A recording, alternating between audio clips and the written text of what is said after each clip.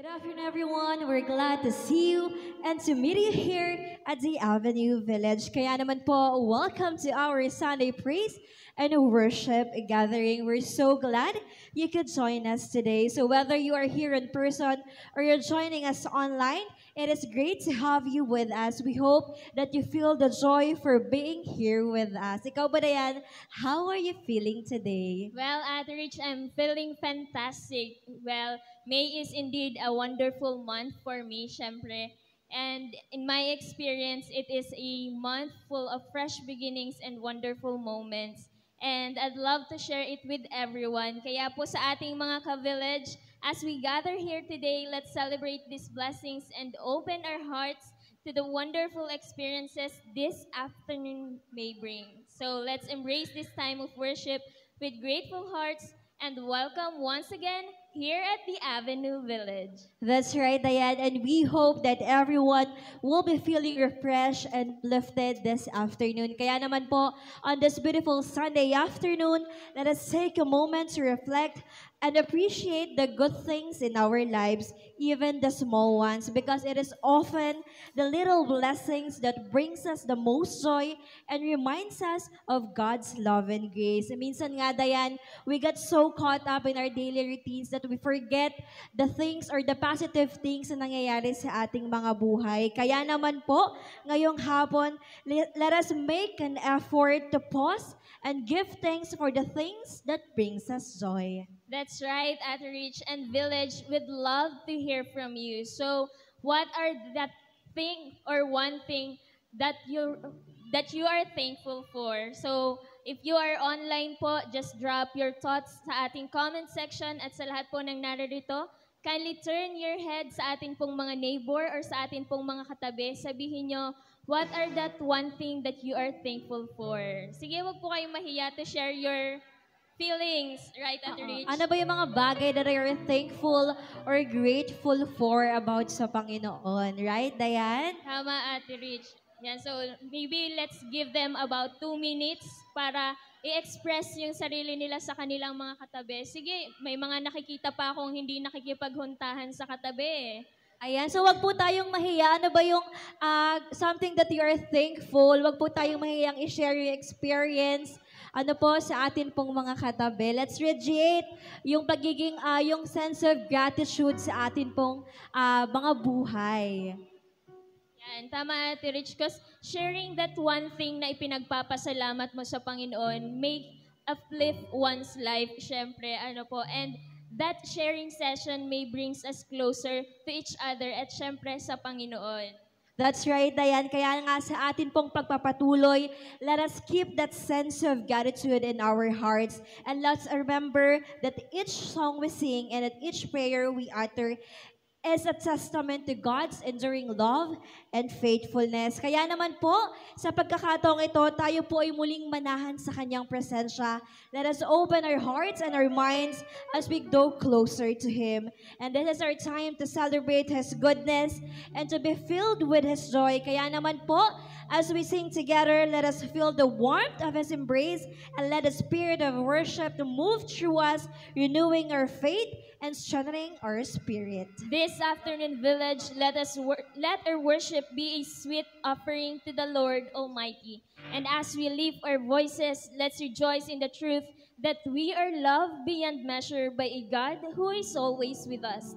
Village, let's worship Jesus and give Him the glory and honor He deserves. Ang ating pong malakas na palakpak para sa Panginoon. So yan, happy Sunday po sa atin pong lahat. It's Lord's Day. Ano po, kaya alam ko po na ang bawat isa ay may kanya-kanyang dahilan kung bakit po naririto. At ang ating pong Panginoon ang siyang naglagay po sa atin pong mga puso. Kaya sa mga oras po na ito, alam ko po na ang bawat isa ay handa ng sumamba, handa na pong magpuri at sambahin po ang Panginoon ngayong pong umaga. Sige po, ibigay po natin ating pong pinakamalakas na palakpak, pag-awit, pag-indak sa Panginoon.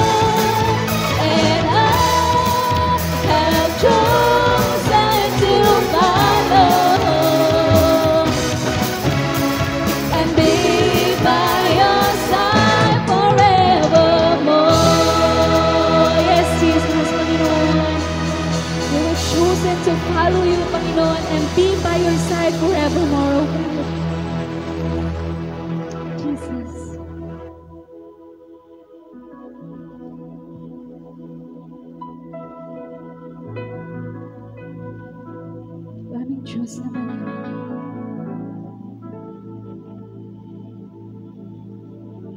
Lord of glory, my God. Panginoon, tuloy na kayo nga po ang aming pong kapayapaan, O Diyos. Our comforter, God. Our friend, Panginoon, O Diyos. Ayan mo, Panginoon, sa mga oras po nito. Masamba ka po namin, Panginoon, sa Espiritu at katotohanan, O Diyos, o aming Ama. Sambahin ka, Panginoon.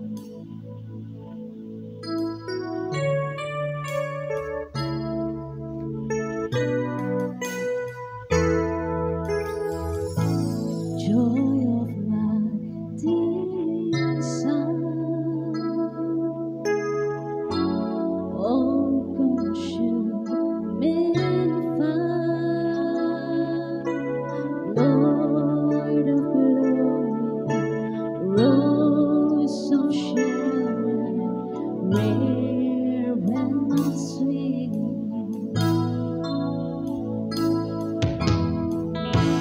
You are now my peace,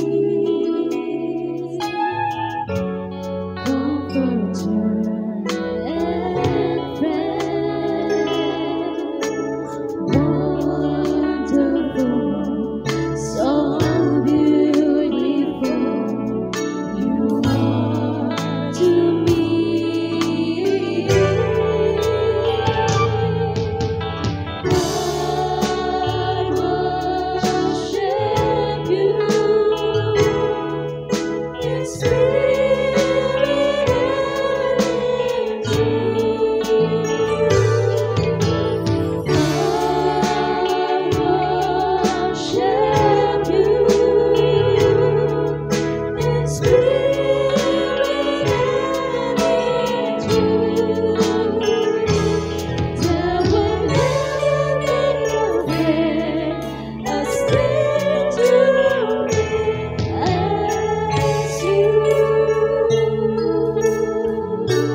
Let's continue to worship our God.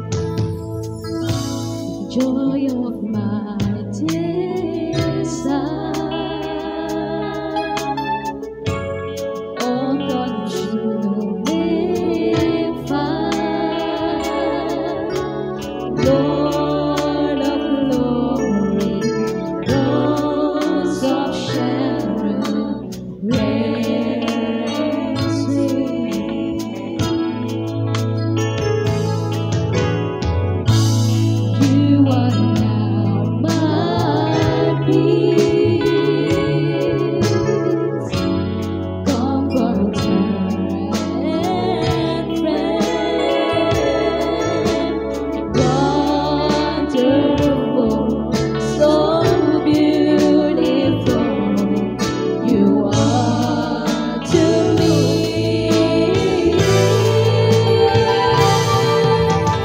I worship you in spirit and in truth. I worship you in spirit and in truth. There will never be a friend as dear to. Sige po, minsan pa, ibigay po natin ang ating pong pagsamba sa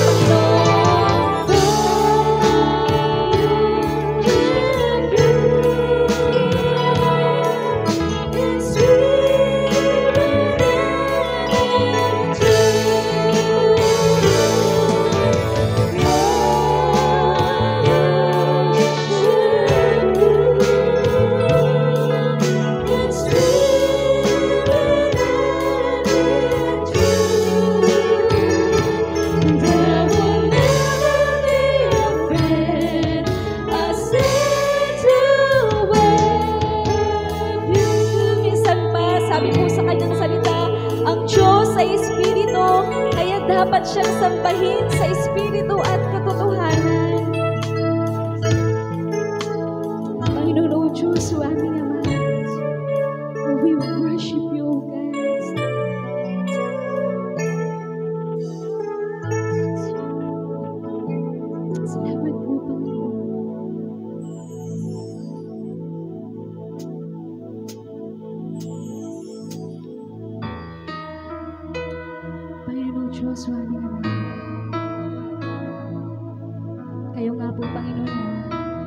siyang patuloy po na dinidesire po ng amin pong mga puso.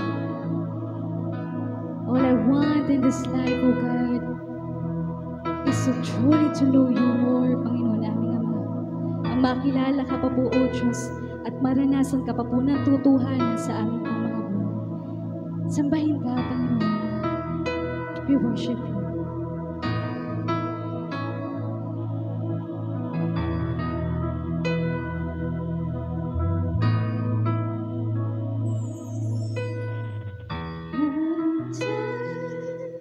I seek your face, long for you in this sacred place. All I want in this life is to truly know you more.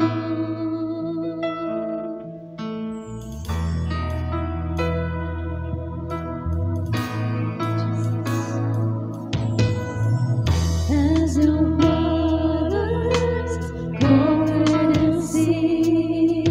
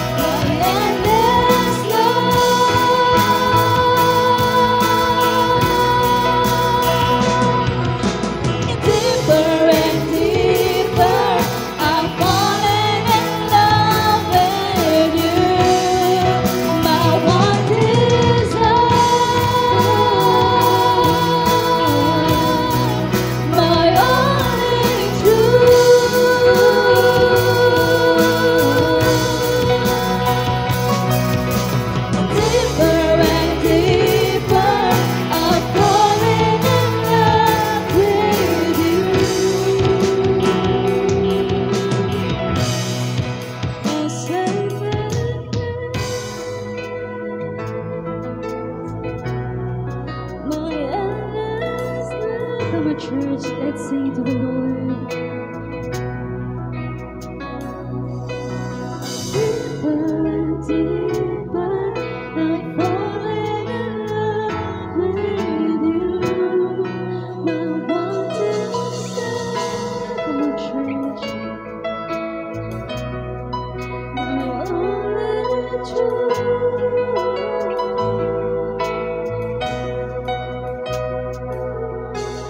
Deeper and deeper, I'm falling in love with you, my saving grace, my endless love.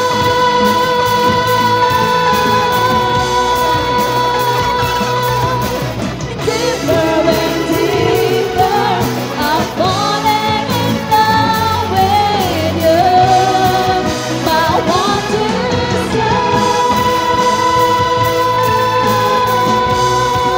my only truth.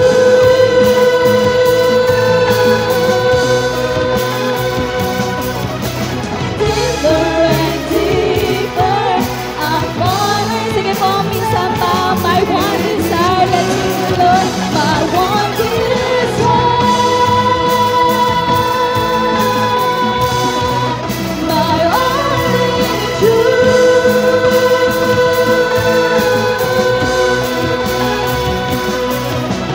Deeper and deeper, I'm falling in love with you, my one desire, my only truth.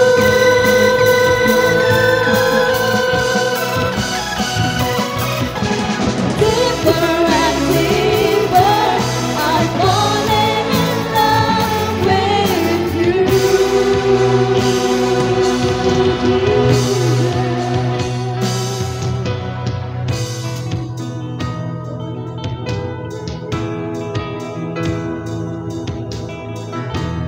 We worship you, Panginoon Diyos, maraming mahal. Panginoon, ikaw po ang ninanais po na aming po mga puso, Panginoon. To fall in love with you deeper and deeper, O God, Panginoon Diyos, o aming Ama. Panginoon, hinahangad po namin na ikaw po'y makatag po, Diyos. Salamat po sa karanasan po, Panginoon, na inyo pong ibinigay, Panginoon, aming Ama, sapagkat ang maranasan ka, Panginoon, ay siyang nakakapagpabago po ng amin pong puso, Panginoon Diyos, aming Ama. We're deeper falling in love with you, Jesus. Our Savior, our lover, our truth and desire in you, Jesus. O God, Panginoon, aming Ama. Oh, thank you, Jesus. Salamat po, Panginoon. Salamat po sa karanasan pong ito, Panginoon, aming Ama. Minsan pa, Panginoon, tinataas ka po namin sa amin pong mga buhay. Dinadakila ka po namin, O Diyos. Wala pong ibang pinaparangalan, wala pong ibang dinadakila at tinatanghal, kundi ikaw lamang, Panginoon, aming Ama. Ikaw, na bagamat hindi po nakikita po ng amin pong mga mata, ay amin pong nararanasan sa amin pong mga buhay. Ikaw ay buhay, O Diyos. Sambahin ka, purihin ka, Panginoon. Sa iyo po ang pinakamataas na papuri, pagsambag, pagdakila at pasasalamat sa pinakamataas, pinakamatamis sa pangalan ng Panginoong Jesus na aming Diyos at tagapagligtas. Ngayon pong hapon, it's a privilege po to share the message of the Lord this afternoon sa lahat po na nandito ngayon. At bago po tayo magpatuloy sa mensahe ng Panginoon, I would like to invite everyone po na samahan niyo ako sa isang panalangin. Minsan pa, purihin natin ang Diyos, sambahin po natin ang ating Panginoon. O Diyos, kami po'y nagpapasalamat po ngayong hapon dahil sa iyong habag, sa iyong biyaya, Panginoon. Na kami po, Panginoon, ay nandito, Panginoon, nakakatayo sa iyong harapan. Malinis. Not because of ourselves, Lord. Not because we are righteous. kundi kami po'y malinis sa pamamagitan ng iyong banal na dugo, Panginoon. At ngayon pong hapong ito, Panginoon, nahayaan mo, Panginoon, ang iyong banal na Espiritu ay patuloy na kumilos sa aming buong puso, isip, lakas at kaluluwa. At matanggap po namin ang iyong mensahe, Panginoon, nang banayad doon sa aming mga puso. At ito po'y lumabas sa amin hong mga buhay, Panginoon. We are here this afternoon because of you, Lord. Because we want to know you more. Because we want to worship you. We want more of you. Because you are Lord, you are God. At sa iyo po, Panginoon, ay wala akong makakapantay. Pinupuri ka namin at sinasamba, tinatanghal sa pangalan ng Panginoong Hesus na aming Diyos. Amen. So, ngayon pong hapon pong ito, sa pagpapatuloy ho ng atin hong serye, sa mga parables po na atin hong pinag-aaralan. So, yun nga po, napanood nyo ho yung atin hong recap. So, this time, ang atin hong mensahe po ng Panginoon is about the parable of the lost son.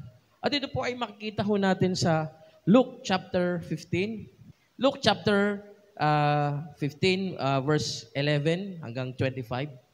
Sinabi pa ni Jesus, may isang tao na may 2 anak na lalaki. Sinabi sa kanya ng bunso, Ama, ibigay na po ninyo sa akin ang mamanahin ko. At hinati nga ng ama ang kanyang ari-arian. Pagkalipas ng ilang araw, pinagbili ng bunso ang kanyang kaparte at nagpunta siya sa isang malayong lupain. Nilustay niya roon sa pamamagitan ng mga bisyo ang lahat niyang kayamanan. Nang maubos na ito, nagkaroon ng matinding tagutom sa lupain iyon kaya't siya'y nagsimulang maghirap. Namasukan siya sa isang taga roon at siya'y pinagtrabaho nito sa isang babuyan. Sa tindi ng kanyang gutom at dahil sa wala namang nagbibigay sa kanya ng pagkain, halos kainin na niya ang mga bungang kahoy na kinakain ng mga baboy. Ngunit napaisip-isip niya ang kanyang ginawa at sinabi niya sa sarili, labis-labis ang pagkain ng mga alila ng aking ama, samantalang ako'y namamatay dito sa gutom. Babalik ako sa aking ama at sasabihin ko sa kanya, Ama, nagkasala po ako sa Diyos at sa iyo. Hindi na po ako karapat-dapat na tawaging anak ninyo. Ibilang na lamang ninyo ako sa inyong mga alila. At siya'y nagpasyang umuwi sa kanila, malayo pa'y natanaw na siya ng kanyang ama, at dahil sa matinding awa ay patakbo siyang sinalubong, niyakap at hinalikan. Sinabi ng anak, Ama, nagkasala po ako sa Diyos at sa inyo. Hindi na po ako karapat-dapat na tawagin ninyong anak. Ngunit tinawag ng ama ang kanyang mga alila, Madali, kunin ninyo ang pinakamagandang damit at bihisan ninyo siya. Suotan niyo siya ng singsing at bigyan ninyo siya ng sandalyas. Katayin ninyo ang pinatabang guya at tayo'y magdiwang, sapagkat ang anak kong ito'y namatay na, ngunit siya ay nabuhay, nawala ngunit muling natagpuan, at sila nga'y nagdiwang. Nasa bukid noon, ang anak na panganay, nang umuwi ito at malapit na sa bahay, narinig nito ang tugtugan at sayawan. Tinawag niya ang isang utusan at tinanong, Bakit? Anong meron sa atin? Dumating po ang inyong kapatid, sagot ng alila. Ipinapatay po ng inyong ama ang pinatabang guya dahil sa inyong kapatid ay nagbalik ng buhay at walang sakit. Nagalit ang panganay at ayaw niyang pumasok sa bahay. Pinuntahan siya ng kanyang ama at pinakiusapan. Ngunit sumagot siya, Pinaglilingkuran ko kayo sa loob ng maraming taon, kailan may hindi ko kayo sinuway. Ngunit minsan hindi ninyo ako binigyan ng kahit isang maliit na kambing para magkatuwaan kami ng aking mga kaibigan. Subalit dumating ang anak ninyong ito na lumustay ng inyong kayamanan sa masasamang babae, ipinagpatay pa ninyo siya ng pinatabang guya. Sumagot ang ama, Anak, lagi kitang kapiling at ang lahat ng aking ari-arian ay sa iyo. Karapat-dapat lang na tayo magsaya at magdiwang sapagkat patay na ang kapatid mo, ngunit nabuhay, nawala, ngunit muling natagpuan. Dito po sa parable po na ito na Sinabi ho ng Panginoong Jesus, meron hong 3 karakter. No? At iisa-isain ho natin ito hong 3 karakter pong ito. So, unang-una po, meron daw pong isang tatay na 2 ho yung anak. No? Ngayon, yung mas nakababatang kapatid, no? Sinabi nung bunso, parang ganito sabi niya, Tatay, ibigay na po ninyo sa akin ang mamanahin ko. No? Kasi, alam niyo ho ba, di ba parang sa culture ho natin, ano, lalo pa sa kultura, pag hiningi mo ho sa yung tatay, ang mamanahin mo nabuhay pa siya, parang sinasabi mo, Tatay, hindi na ako makaantay na mamatay ka. Gustong-gusto ko nang makuha yung aking mana. Pero grabe ho yung tatay, ano ho? Anong ginawa ho ng tatay? Hinati. Ngayon, itong si bunsong anak, pagkalipas ng ilang araw, pinagbili ho yung kanyang kaparte. Pinagbili ho yung kanyang mana, ibinenta niya ho. Hindi ko ho alam kung ilang milyon niya ho nabenta. Kung saang property ho, kung sa laiya ho ba, kung sa buhay na sapa. Madali ho mataas, siguro ho mataas ho yung value. Nabenta ho niya yung kanyang kaparte. So, ang ginawa ho nung bunso, no, palibhasa, no, bunso, ang ginawa niya ho, nilustay niya ho lahat ng kanyang pinagbilhan. Pinambabae niya ho ng pinambabae, pinang-inom, pinambabae niya ho pinambabae. Malaking sabi na ubos ngayon yung kanyang pera kahit 5 duling wala ho siya. No? Nang maubos ito ho yung problema. Wala na ho siya kahit piso.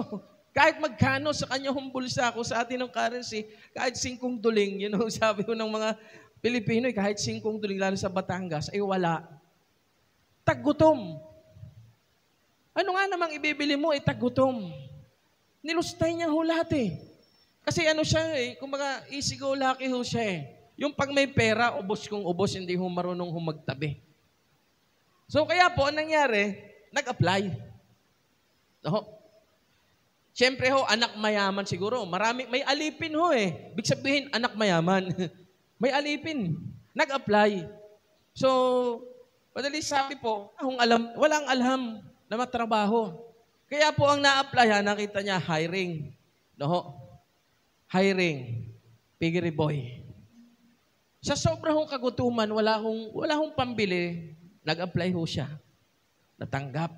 Ano hong trabaho? Kung kayo ho'y nakakasunod? Namasukan ho siya na piggery boy. Tagapagpakain ho ng baboy. No? Ngayon, sa tindi ho ng kanyang gutom, at dahil wala naman hong nagbibigay sa kanya ng pagkain, halos maisip niya na hong kainin ho, grabe ano ho yung naranasan niya, dahil sa kanya hong sarili hong kapabayaan. Dahil ho sa kanyang sarili hong kalokohan. No? Naranasan niyo hong magutom na halos, sabi ho dito ay halos kainin niya yung pagkain ng baboy. Masarap po ba yung sarsalida? Alam niyo ho ba yun? Tsaka pungapong. Sino ho nakatikim na ho sa hatin ho, no? Hindi niyo ho alam yun, ano? Pag taga-bukid ho kayo, pag wala ho maipakain sa baboy, kukuha ho sa likod bahay ng sarsalida tsaka pungapong, ilalaga. At hindi, alam ni Ate, tumatawa siya Yun ho siyang papakain ho sa baboy. Masarap ho ba yun? Grabe ho, so sobrang tindi ho ng gutom niya kasi malupit yung kanyang amo. Hindi ho marunong magpamerienda. Hindi ho marunong magpakain. Wala hong pakonselo. Kaya halos kainin daw niya po yung mga bungang kahoy na kinakain ho ng mga baboy. Ito na ho yung turning point. Ngunit siya po'y napaisip. Naisip-isip niya na, sabi niya, labis-labis ang pagkain ng mga alila ng aking ama, samantalang ako'y mamamatay dito sa gutom. Doon sa bahay namin, sa inalisan ko, labis-labis ang pagkain ng mga alipin. Kaya sabi niya, makabalik kaya sa tatay. Babalik ako sa aking ama at sasabihin ko sa kanya, Ama, nagkasala po ako sa Diyos at sa inyo. Hindi na po ako karapat-dapat na tawagin ninyong anak. Ibilang na lamang po ninyo kung sa inyong mga alila. So nagkaroon ho siya ng, sabi nga ng turning point ho sa kanyang buhay. Nahirapan ho siya eh. Nag-decide ngayon po siya na, babalik na lang ako sa tatay ko. At sasabihin ko, labis po ako nagkasala. Alam niyo po, yung kanya hong pagsisisi, totoo hong pagsisisi. Kasi ready na ho siyang bumalik sa tatay niya, hindi bilang anak.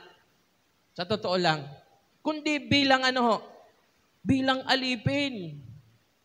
Ready na akong bumalik sa tatay ko, hindi bilang anak kasi alam ko nagkasala ako sa kanya eh. Bilang alipin, tatanggapin ko. Kasi hirap na ako eh. Isa pa, nagkamali ako sa Diyos at sa aking ama. Ngayon, ito ho yung nangyari. So, yun ho yung karakter ho nung anak, nung alibughang anak.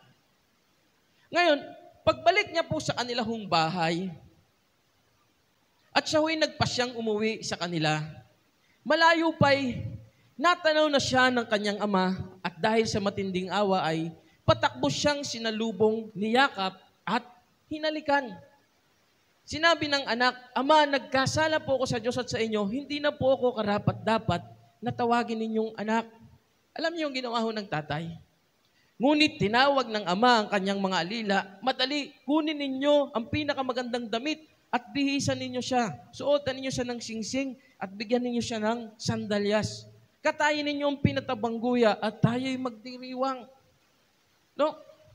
Yung pong alibughang anak, ready nang bumalik. Father, you don't need to restore me. You can treat me as your slave, as your servant. Ina-expect niya ho sa kanya hong pagbalik na okay lang, kahit ako'y hindi na anak, okay na sa akin na ako'y alila. Pero alam niyo ho, malayo pa lang, no? Malayo pa lang po, natanaw pa lang po nung ama, ano hong ginawa nung ama? Siya po ay tumakbong papalapit doon sa kanya hong anak. At sinabi niya, anak! Di ba? Alam niyo po, ang culture po that time, sa panahon po ng Panginoong Jesus, no? Hindi ho maganda sa isang, sabi nga ay grown up, ang tumakbo. Hindi ho wala ho sa kanila hong kultura yung pagtakbo. No? Ibig sabihin, it's a big no. Wala ho sa kanila hong kultura yun hong pagtakbo. Pero ito hong tatay, nung makita niya po, ang kanya hong anak na malayo pa, ano hong ginawa niya? Sinalubong niya po. Tumakbo ho siya. At ano hong sabi? Sabi ho nung anak, Tatay, wag mo na akong ituring na anak. Okay na sa akin na ako'y alipin. Ngunit tinawag po ng ama ang kanyang mga alila, madali, kunin ninyo ang pinakamagandang damit at bihisan ninyo. So, alam niyo po, yun yung damit, yun yung robe, pag atin yung pinag-aralan ng mas malalim ho ito, it's a symbol of redemption.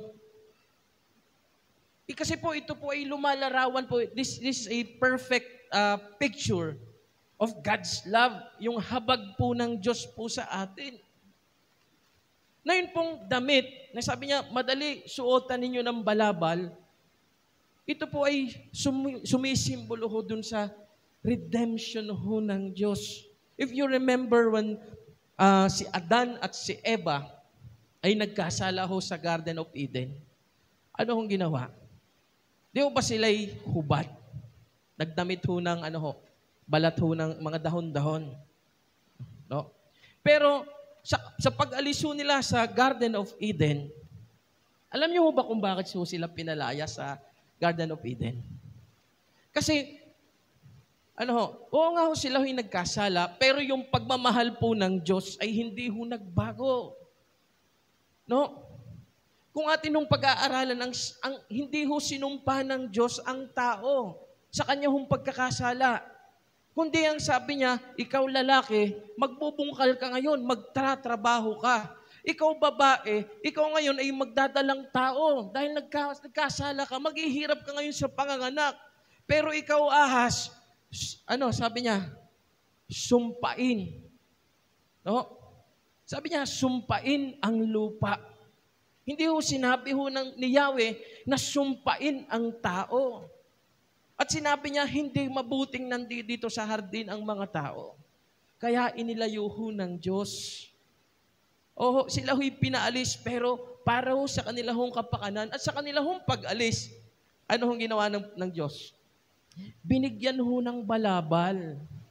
Natandaan ho ninyo?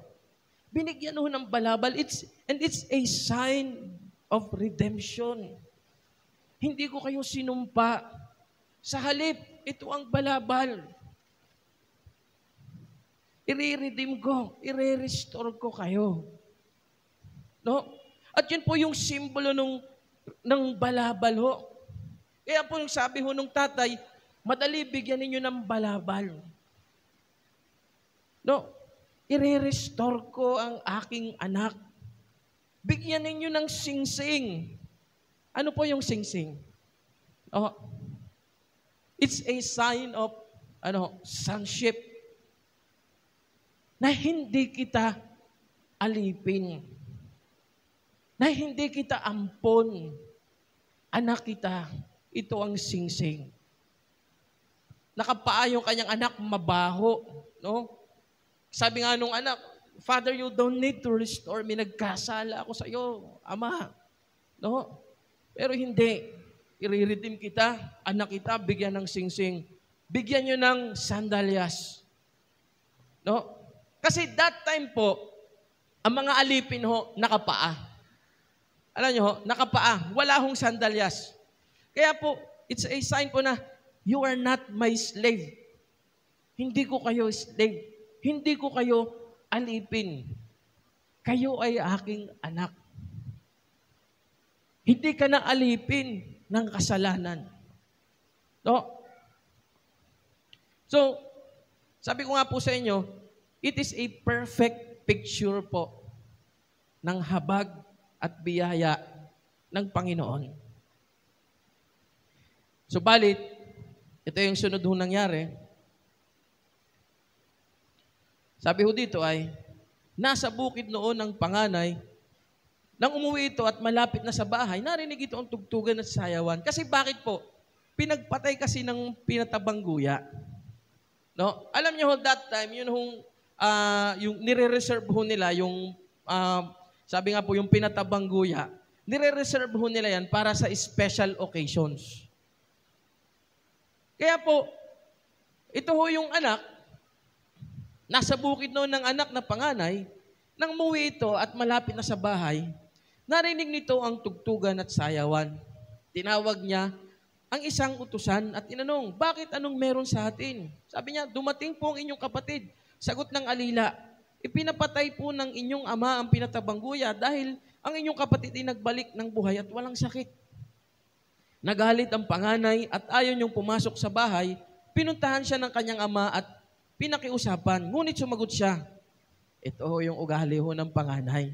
Sabi niya, pinaglilingkuran ko kayo sa loob ng maraming taon at kailan may hindi ko kayo sinuway. Ngunit minsay hindi ninyo ako binigyan ng kahit isang maliit na kambing para magkatuwaan kami ng aking mga kaibigan.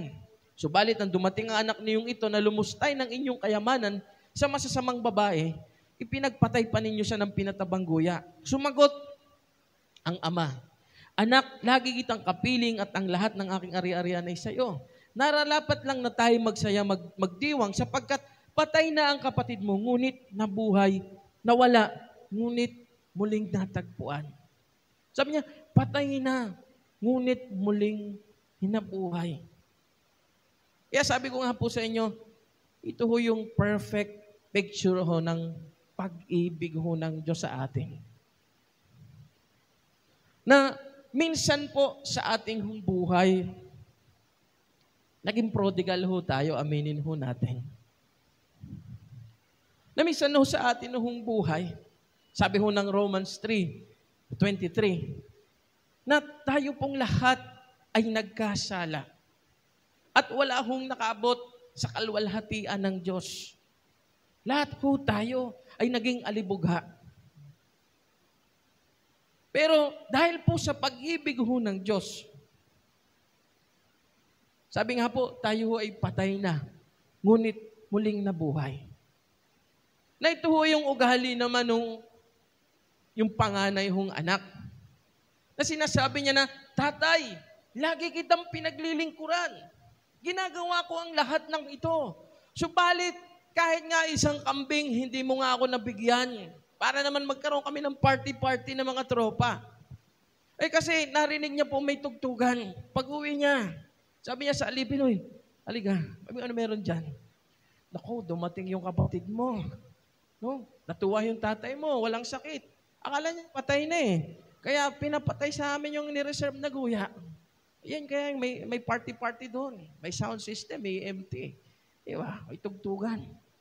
No? Nainggit ho yung kapatid. Kasi akala ho nung panganay hong kapatid, ang pagmamahal ho ng kanya hong ama ay nakabase ho dun sa kanya hong ginagawa. Naintindihan ho natin? Kasi sabi ho nung panganay hong kapatid, pinaglingkuran kita. Lahat ginawa ko sa'yo. Yan din po ang akala ng marami hong tao. Na ang pagmamahal po ng Diyos ay nakabase sa iyong ginawa. Ilan ho sa atin ang akala ho natin pag mabait pupunta ho sa langit? No? Basta wala kang tinatapakang tao, sa langit ka pupunta. Sino may sabi? Marami hong tao na walang tinatapakang tao, kung hindi mo kilala ang Panginoong Hesukristo, kawawa ka. Galit at puot ang Diyos sa iyo.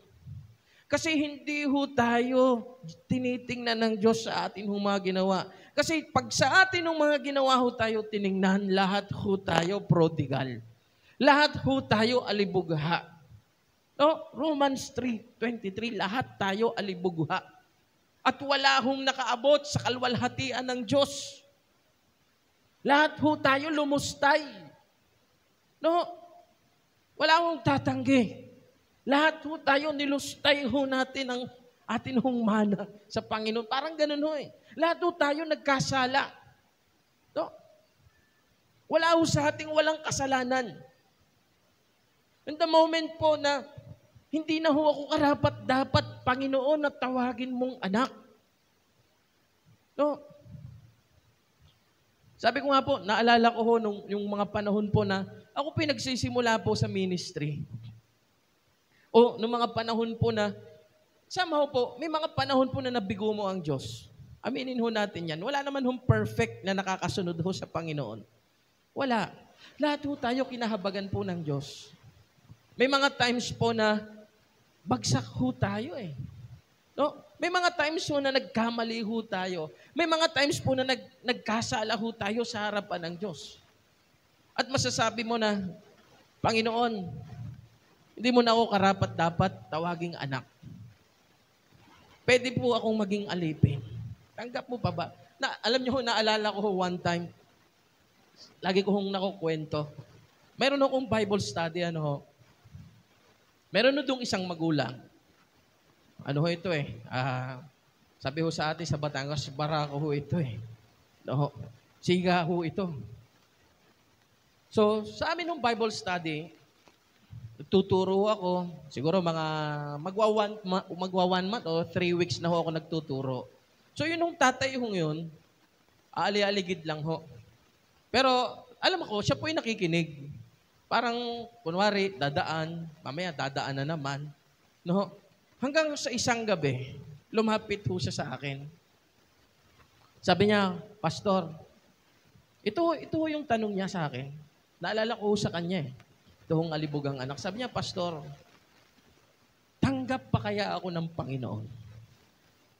Kasi may mga gabing sa pagtulog ko, kinakausap ko ang Diyos, Panginoon, tanggap mo pa ba ako?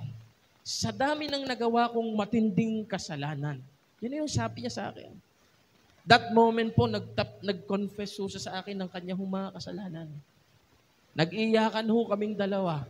Pinag-pray ko ho siya. Meron ho siyang hawak na good morning towel, basang-basa. Pinag-pray ko ho siya at sabi ko ho sa kanya, Kuya, lahat ng kasalanan mo ay pinawi na ng Diyos. Sa oras na to, ikaw ay sumampalataya sa Panginoon. Oo nga, sa ating buhay, karapat dapat ho tayong alipin, pero hindi ho tayo tinuring na alipin. Anak pa rin ho tayo ng Diyos. Kasi hindi ho tayo, hindi ho tayo tinitingnan ng Diyos sa atin hong mga ginawa. Ang pagiging Kristiyano, hindi ho paramihan ng nagawang maganda. Kasi kaya rin hong gawin niya ng ibang tao. Ang pagiging Kristiyano, hindi ho paramihan ho ng natulungan. Kasi kaya din ho yung gawin ng ibang tao. Kundi ano ho, hindi ka ho magiging Kristiyano unless sumampalataya ka sa Panginoong Hesukristo. Yun po ang pagiging Kristiyano. Pansampalataya sa Panginoong Hesukristo. At dahil po dun sa pagsampalataya po yun sa Panginoong Hesukristo, nagsisisi ho tayo eh. Ayaw ho natin ng kasalanan. Hindi na ho tayo alipin ng kasalanan. Akala ho nung panganay na kapatid na mas higit siya sa kanyang kapatid. Bakit? Kasi mas marami siyang nagawa sa panahon na wala yung kanyang kapatid. Nag-beer house ng babae, nilustay ang lahat. Ngayon bumalik, nagsisi. Ang ginawa ho nung ama, ni-redeem, ni-restore.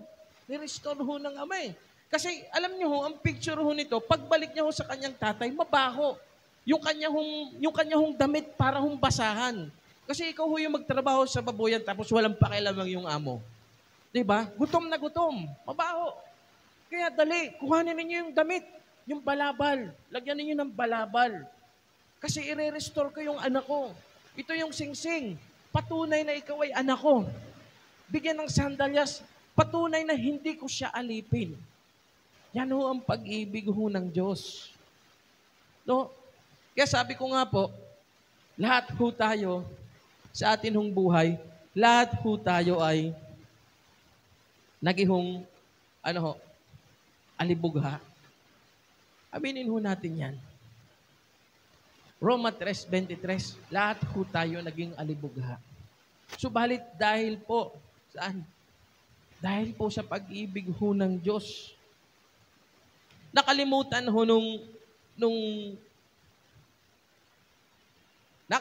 po nung panganay hong kapatid, sabi ho sa 1 John chapter 2, verse 9 to 11, sabi po dito, ang nagsasabing siya'y nasa liwanag, ngunit napupuot sa kanyang kapatid, ay nasa kadiliman pa.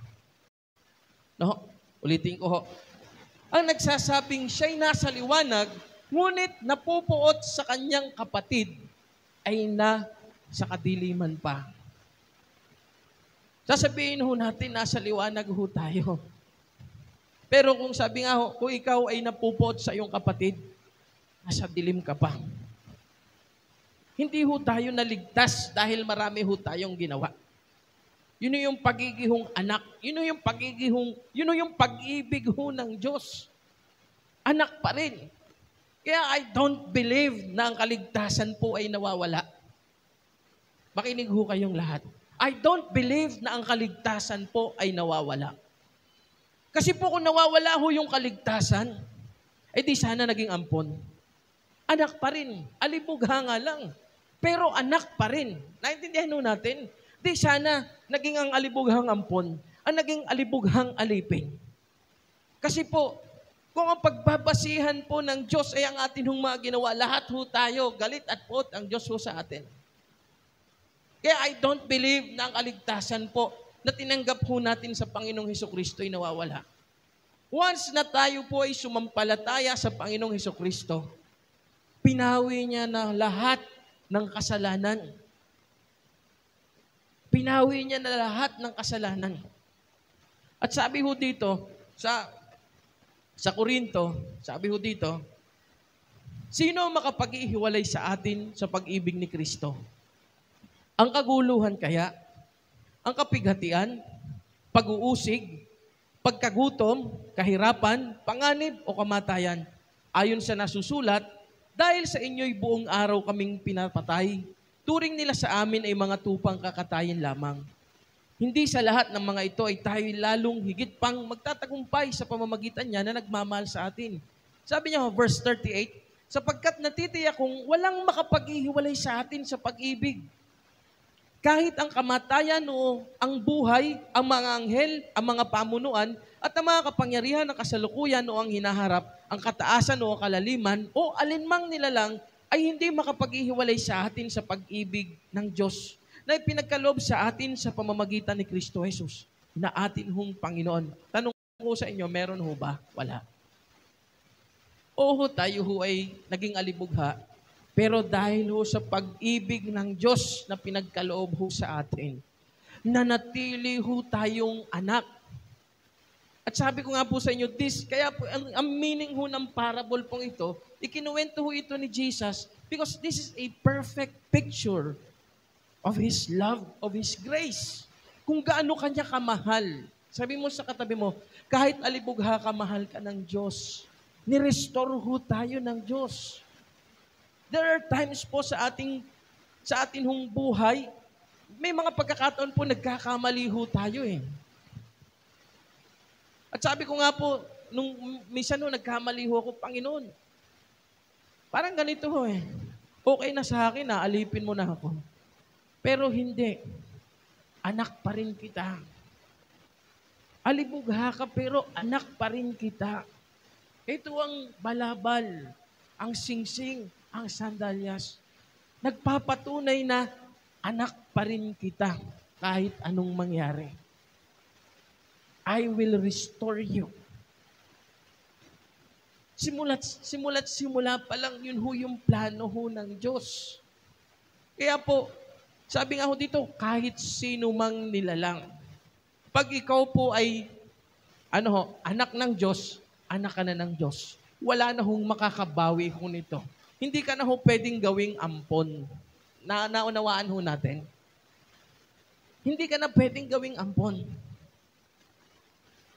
Kasi sabi doon, kahit sarili mo. Kasi nilalang tayo, di ba? Sino ditong hindi nilalang?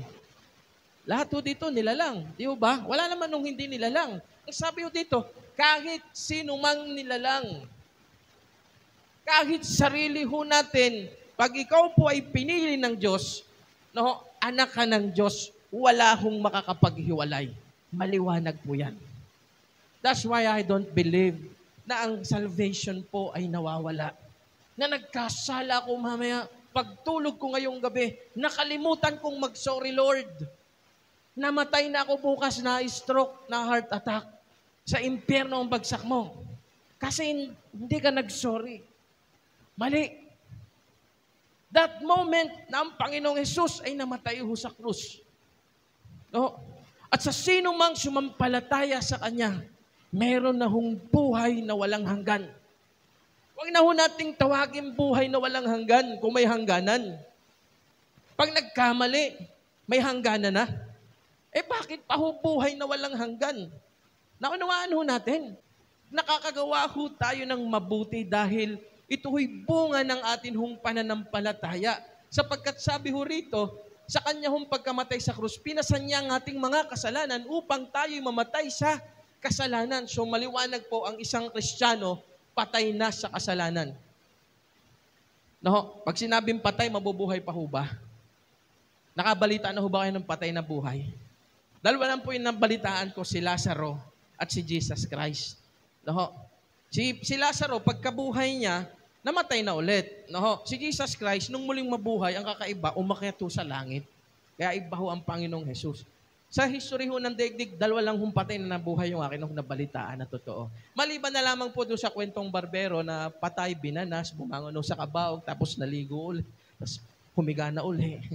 Kwentong barbero lang ho yun. Madaling sabi ho, pag patay, hindi na ho nabubuhay. Physical. Pero tayo ho, sa Panginoong Hesus, sabi nun, sapagkat tayo daw po'y namatay at muling nabuhay. Matagal hong nawala, ngunit nasumpungan. Patay at muling nabuhay sa pamamagitan ng Panginoong Hesus. Patay ka na ho sa kasalanan, subalit buhay ka sa Panginoong Hesukristo. Kaya po pagbuhay ho sa atin ng kasalanan, may problema ho yung atin hong pananampalataya. Ilan ho sa atin dito nag-e-enjoy pa ho sa kasalanan? Meron ho ba? Kasi pag nag-e-enjoy pa ho tayo kasi po ang Kristiyano, oo nga po, nagkakamali yan. Pero pag yan po'y nagkamali sa harapan ng Diyos, nasasaktan ho yan. Naunawaan ho natin. Hindi ho siya nagpapatuloy ho sa pagkakasala. Kaya sabi ko, pag ikaw po Kristiyano at nag-e-enjoy ka pa sa kasalanan, may problema ho yung atin hong pananampalataya. Baka buhay ka pa sa kasalanan at patay ho sa iyong puso ang Panginoong Hesus. Kasi ang Kristiyano, patay sa kasalanan, buhay sa Panginoong Hesukristo. Sapagkat, ang ating mga kasalanan upang tayo mamatay sa kasalanan at mamuhay ng ayon sa kalooban ng Diyos.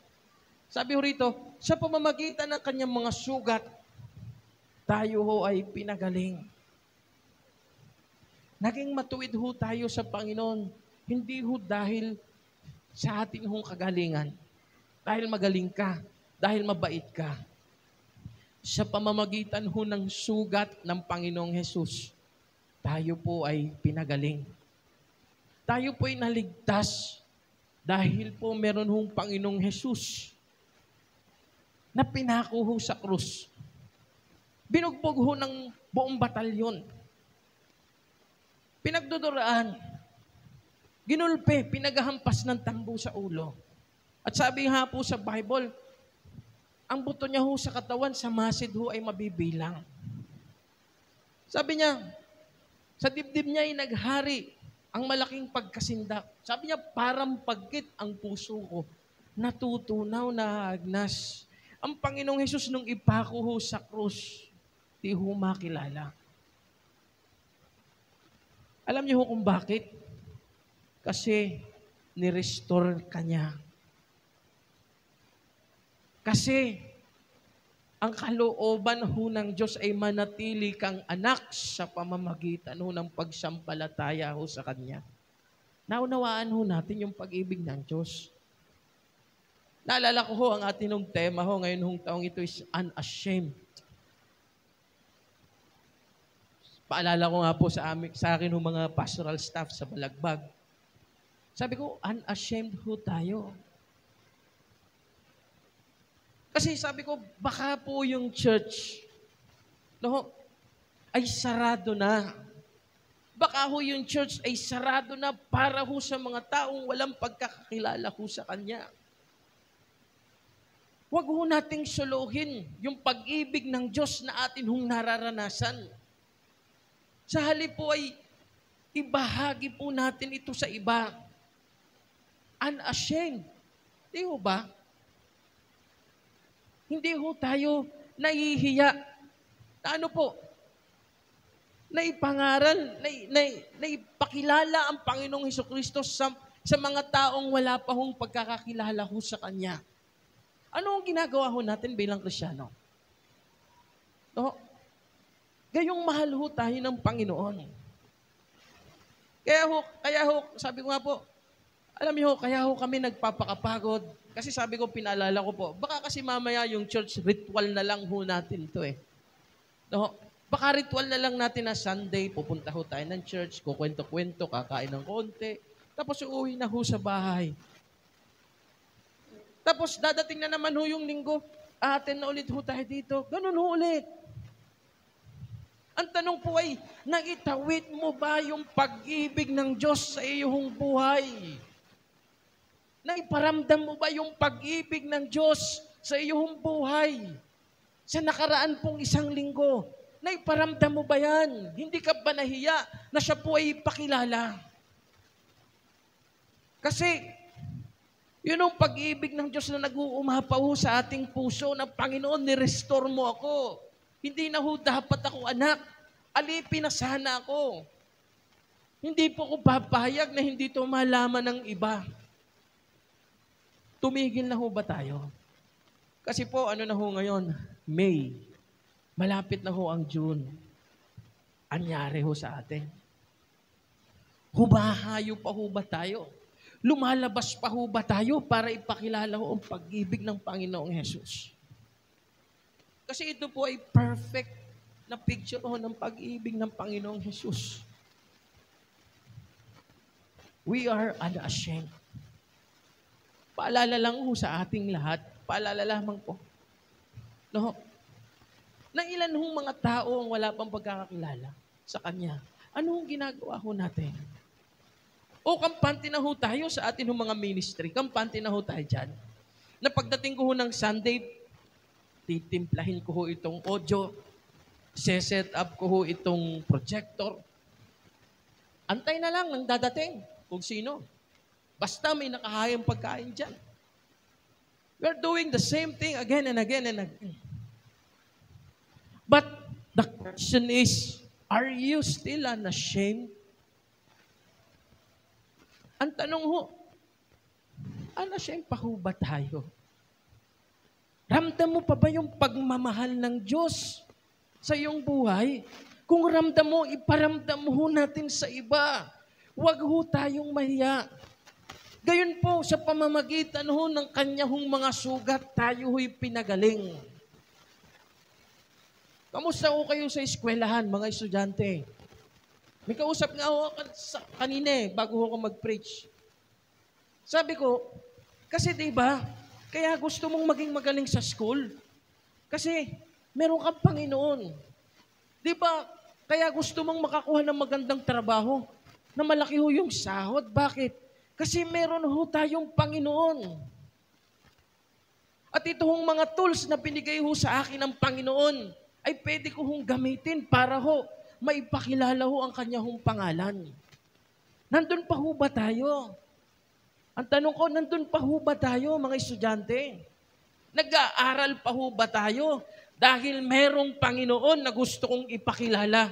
O nag-aaral na lang ho tayo dahil gusto kong makakuha ng mataas na grades, makakuha ng trabaho, makapag-asawa ng maganda ng pogi balang araw? Anong pangarap po natin? Andun pa ho ba tayo? Are you still in the mission mode? Sa atin mga estudyante, why you are here? Bakit ho kayo nasa school? Sa atin mga nagtatrabaho, andun pa ho ba tayo? Sa akin ng mga kapwa leaders, andun pa ho ba tayo? Kasi, kailangan ho nating ipakilala ang Panginoong Hesus. Kasi grabe ho yung pag-ibig ng Diyos eh. Sabi ko nga po sa inyo, dapat hindi ho ako pastor. Pero dahil ho sa pag-ibig ng Diyos, sa kanyang biyaya, nakatuloy. Hindi ho perpekto ang pagsunod ho sa Panginoon, pero dahil po sa biyaya ng Diyos, there are times na nakatingin ho sa kausap ang Panginoon, ha, Lord, karapat dapat pa ba akong tumayo sa harapan? Karapat dapat pa ba akong magpastor, Panginoon? Kasi kung tinatawag mo ko, Panginoon, ito ang buhay ko eh. Pero hindi iba ho ang Diyos. Alala ko ho si Pedro, go away from me, Lord, because I'm a sinful man. Alam niyo yung sabi ng Diyos? I will make you fishers of men. Yan ho ang pag-ibig ho ng Diyos. Iba ho sa pagtingin ho ng tao. Sabi ko nga po sa inyo, it's not about paramihan po ng nagawa. Wala po yun doon. Ang pagmamahal po ng Diyos, wala ho siyang sukatan. Hindi ho natin kayang sukatin. Pag mahal ka ng Diyos, pinili ka niya, mahal ka niya. Wala hong kondisyon. No? Kaya ho sa pagsunod ho sa Panginoon, wala ho dapat kondisyon. Lord, susunod ho ako sa iyo pag nabayaran ko tong utang ko. Susunod ako sa iyo. No? Nakakalungkot hong bagay. Sabi ko nga ho, pag nag-asawa na, nakakalimutan na ho ang Panginoon. Kung paano ka maglingkod sa Panginoon. May mga excuses na ho tayo, Pastor, buntis ho ako eh. Eh sabi ko nga, di ba pumapasok ka sa trabaho kahit buntis ka? Ay yung asawa ko nga ho, buntis ho yan. Hindi ho ngayon. Yung mga malakaraan. Huwag muna ho ngayon. Ano? Pero tumatawid ho yan ng ilog. Doon ho sa libato. Wala hong excuse. Na dito na lang po ako kasi mas madali dito. Bakit? Ang Panginoong Hesus ba nadalian? Tanong ko sa inyo, ang Panginoong Hesus ba nadalian? Mahirap ho yun. Pero tayo mga Kristiyano, ang hinahanap po natin madali. Dito na lamang po ako kasi mas madali po dito. Naalala ko nga po si Dr. David Livingstone. Siya po ay nag-mission ho siya sa Africa. No? Ngayon, sabi ho nung kanya mga kasama, sabi niya, Dr. David, is there an easy way papunta dyan sa pinagmimisyonan mo? Alam niyo, sabi niya, kung ang hinahanap ninyong daan ay madali, huwag na kayong sumunod. Kasi walang madaling daan papunta dito. Yan o yung mga naunang missionary. Kung ang hinahanap ninyong daan ay madali, huwag na kayong sumunod. Dahil walang madaling daan papunta dito. Yun yung sinasabi ho ng Bible eh. At kakaunti lamang ang nakakasumpong dito. Kung ang hinahanap ho nating ministry ay madali, huwag na ho kayong mag-ministry. Kasi wala hong madaling ministry. Pasensya na ho kayo kasi ang church ho na inyong kinabibilangan ay nabubuhay po sa sakripisyo at pananalangin. Wala ho tayong sahod ho dito. Hindi ho usapan ho sa atin ang pera. Kaya nga sabi ko ho sa atin, baka ho ang hinahanap ng atin hong katawan yung madali. Ang Panginoong Hesus po, hindi ho madali ang way. Siya po'y pinako ho sa krus. Siya po ay pinagbubugbog. At dahil po doon, meron ho tayong buhay na walang hanggan. Ibang klase ho yung restoration na ginawa ho ng Panginoon.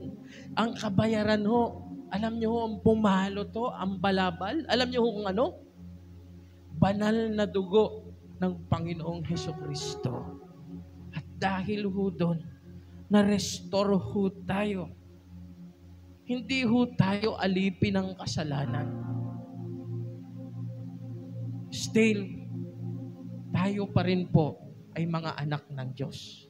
How many times na nagkasala ho tayo sa harapan ng Diyos? Di ho natin mabilang, Ako personal, pag naalala ko ang pagmamahalo ng Panginoon, kasi there are times ho sa ministry na, Lord, parang hindi ko na ho talaga kaya eh. Lord, bagsak ho eh. Talagang sayad ho sa lupa, Panginoon. Lord, nabigo kita eh. Lord, gusto ko namang sumunod pero nabigo kita eh. Naging pasaway ho ako, Panginoon eh. Pero alam niyo po, sabi ng Panginoon, anak, do you know, I still love you. Mahal kita.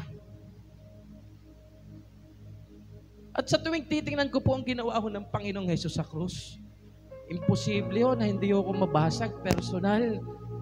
Kasi grabe ho yung pag-ibig ho ng Diyos. Wala ho tayong makikitang pag-ibig na ganun.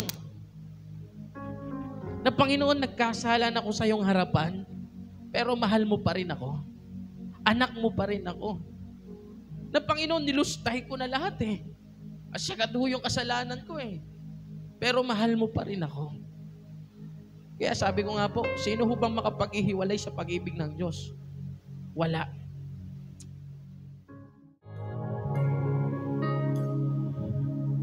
Oh Lord,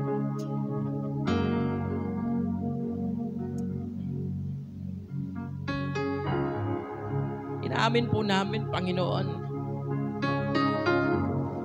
na kami po'y hindi po karapat-dapat na tawagin pong anak. Sapagkat kami lubhang nagkasala sa iyo, Panginoon. Subalit nagpapasalamat po kami sa iyo, Panginoong Hesus.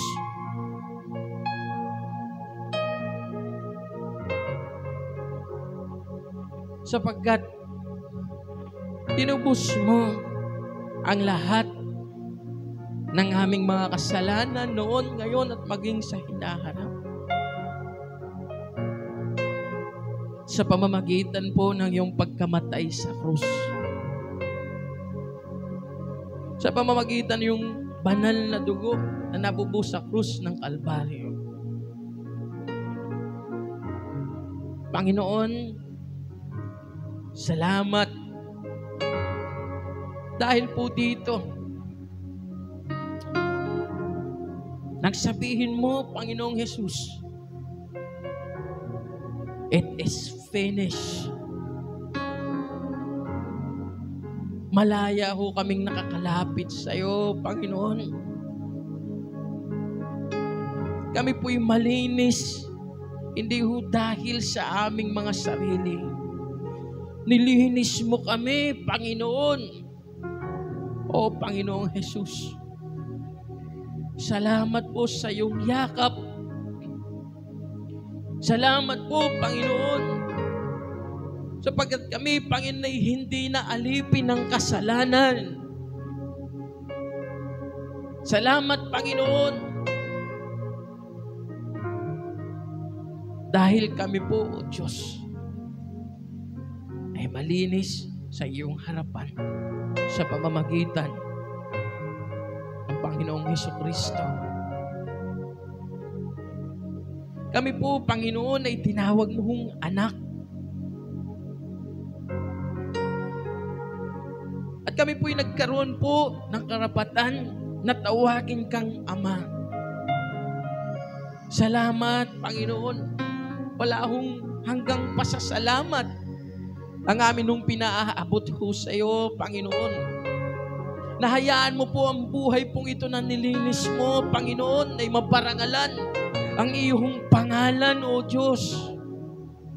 Na ang buhay pong ito na yung nilinis, Panginoon, ay maglingkod po sa iyo. At hindi po mahiya na ipakilala ka, Panginoon, O Diyos.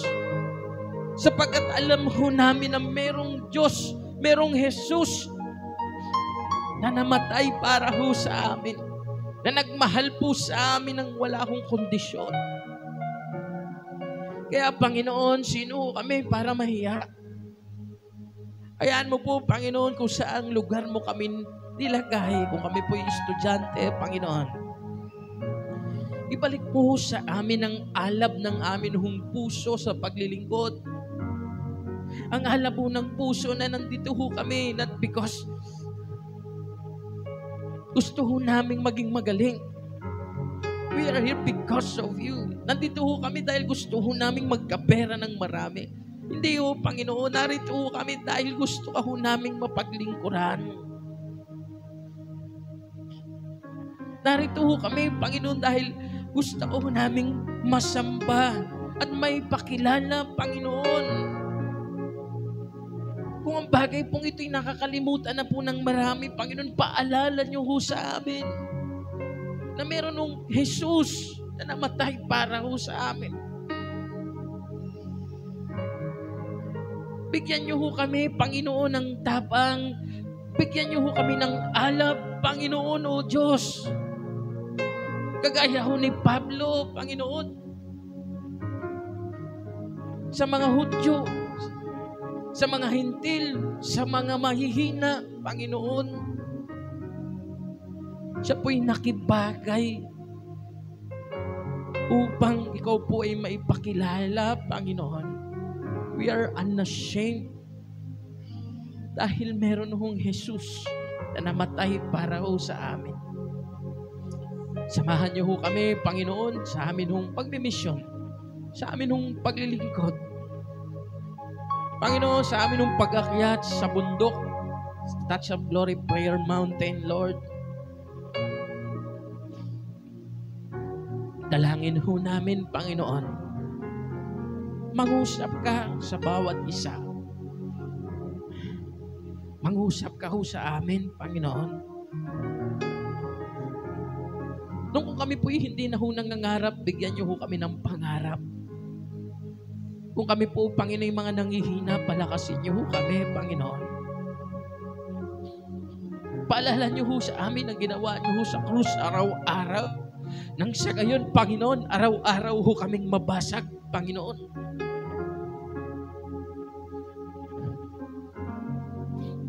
At hayaan niyo ho, Panginoon, O Diyos, na ang buhay pong ito ay maglingkod ho sa iyo, Panginoon. maiksi lamang po ang buhay. Ayaw naming ubusin to sa ibang bagay. Gusto ho naming ubusin ho sa iyo, Panginoon. Dahil kami po, Panginoon, ay pare-parehas walang bango sa iyong harapan. Pare-parehas kaming nagsuot ng basahan. Subalit kami po iyong dinamitan, Panginoon, O Diyos. Ni-restore mo ho kami, Panginoon, at dito kami ngayon. Anak mo pa rin. Salamat po sa iyong dakilang pagmamahal. Dalangin ko lamang po, Panginoon, O Diyos, na manawagan ka ng mga bagong leaders, Panginoon. Pakita mo po, Panginoon, ang iyong kapangyarihan, ang iyong pagmamahal. Bagay po, Panginoon, na kaya ho sila susunod dahil mahal ka po. Mahal mo po kami. Mahal mo po sila, Panginoon, O Diyos. Minsan pa, Panginoon, dalangin ko lamang po, manawagan ka, Panginoon, ng mga pastor.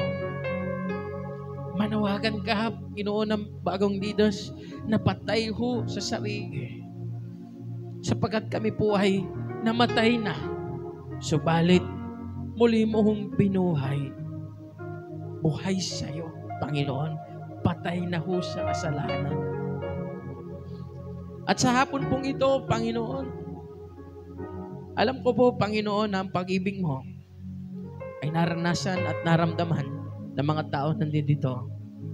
Sa paglipas po ng 1 buong linggo, hayaan mo po na ang pag-ibig pong ito'y maipadama rin po namin sa bawat tao namin hong makakasalamuha, O Diyos. Hayaan mo pong makita ho nila na mayroong Diyos na nagmamahal sa pamamagitan ho namin. Ay so naming sabihin, salamat po. Pinupuri ka ho namin, sinasamba, tinatanghal, tinatakila. Lahat pong ito, Panginoon, ay para sa iyo, Panginoon. Ang pangalan mo, Panginoong Jesus, ang aming pinagsisigawan, Panginoon. Ang pangalan mo, Panginoong Jesus, ang aming tinatanghal. Ang pangalan mo, Panginoong Jesus, ang aming sinasamba. Ang pangalan mo, Panginoong Jesus, O Diyos, ang amin pong pinapangaral, Panginoon. Ang pangalan mo, Panginoon, ang aming pinaparangalan. Salamat po sa iyo po ang papurit pagsamba sa pangalan ng Panginoong Jesus na aming Diyos. Amen at amen. Magandang hapon po sa inyo lahat. God bless po.